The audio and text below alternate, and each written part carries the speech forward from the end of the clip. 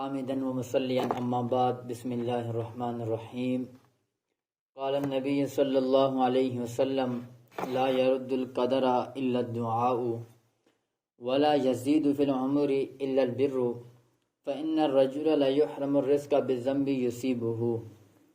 محبوب کائنات صلی اللہ علیہ وسلم نے فرمایا کہ تقدیر کو کوئی چیز بھی رد نہیں کر سکتی، یعنی کہ تقدیر کو کوئی چیز بھی بدل نہیں سکتی۔ تقدیر جس طرح طے ہو چکی ہے اسی طرح بالکل انسان کا سارا معاملہ پیش ہوگا، لیکن ایک چیز ایسی ہے جس سے تقدیر بھی بدل سکتی ہے۔ وہ چیز کیا ہے؟ فرمایا الا الدعاء، دعا ایسی چیز ہے جس سے تقدیر بھی بدل جاتی ہے۔ اس لیے ایک اور حدیث میں فرمایا الدعاء مخ العبادہ، دعا جو ہوتی ہے وہ عبادت کا مغز ہوتی ہے، اور قرآن میں دعا کو عبادت سے تعبیر کیا گیا کہ یہ دعا مانگنا اللہ سے یہ بھی ایک قسم کی عبادت ہے۔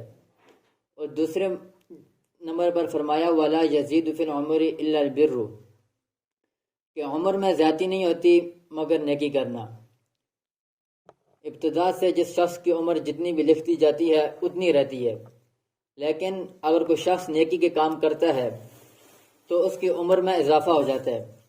اب نیکی سب سے پہلے تو یہ چاہیے کہ اپنے والدین کے ساتھ اس نے سلوک کرے، والدین کے ساتھ اس نے سلوک کرے گا اس کی عمر میں اضافہ ہوگا، اور اپنے سے کم تر جسے سمجھتا ہے بالخصوص جو اس سے نچلے درجے کے ہیں ان کے ساتھ عزت کے ساتھ پیش آئے، ان کے ساتھ نیکی والا معاملہ کرے، اس سے اس کی عمر میں اضافہ ہوگا۔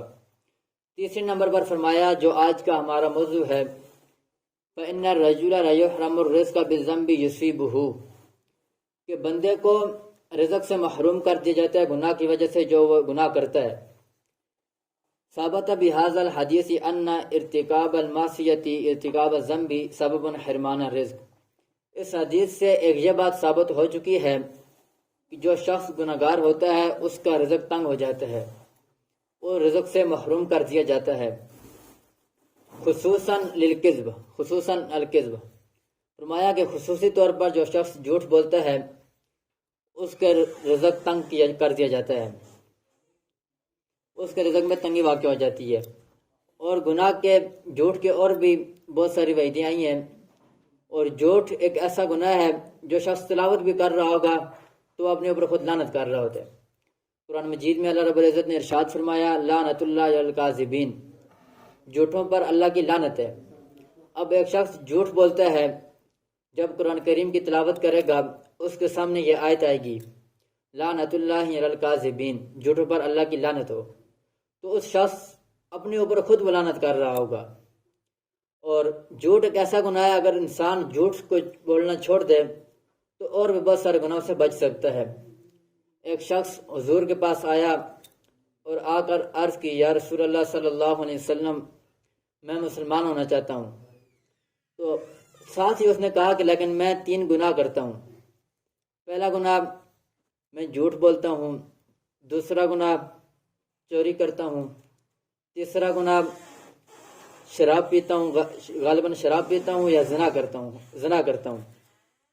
تو اس نے کہا کہ آپ صلی اللہ علیہ وسلم نے فرمایا ان میں سے ان گناہ کو چھوڑ دو۔ اس نے کہا میں 2 گناہ نہیں چھوڑ سکتا، چوری کرنا اور زنا کرنا، یہ 2 گناہ ایسے ہیں میں ان کو نہیں چھوڑ سکتا۔ تو محبوب کائنات صلی اللہ علیہ وسلم نے فرمایا اچھا ٹھیک ہے تم صرف ایک ہی گناہ کو چھوڑ دو۔ اس نے پوچھا وہ ایک گناہ کون سا ہوگا جسے میں چھوڑ دوں؟ تو آپ نے فرمایا کہ جھوٹ بولنا چھوڑ دو۔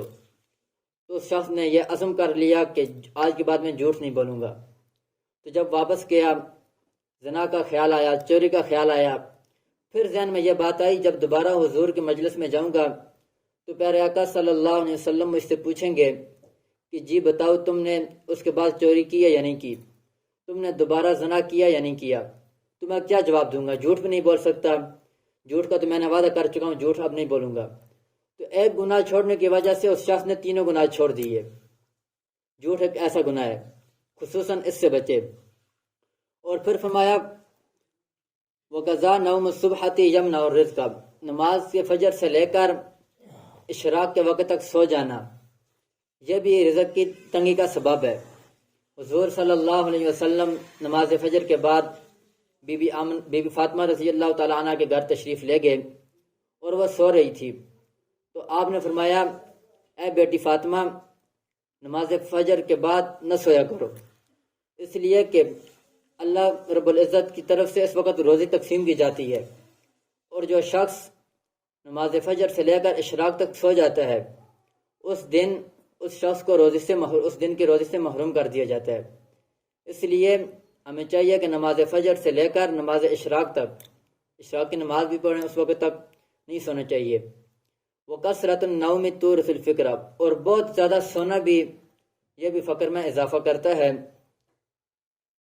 وَفَقْدَ الْعِلْمِ أَيْضًا، اور اسی طرح بہت زیادہ سونا علم کو بھی مفقود کر دیتا ہے۔ اللہ رب العزت سے دعا ہے اللہ ہمیں ان چیزوں سے بچنے کی توفیق عطا فرمائے۔